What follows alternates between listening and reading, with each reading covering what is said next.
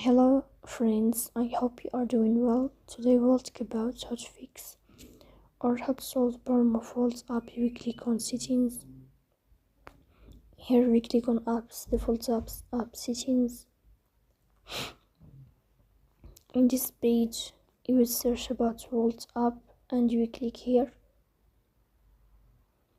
In this page of app info you will click on first stop and you will click OK. Here you will enter to the window of storage. Here you will click on clear cache. In the end you will go to Play Store.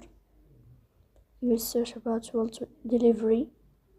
If you find updates, then you will update your app. So please don't forget to support us by like and subscribe.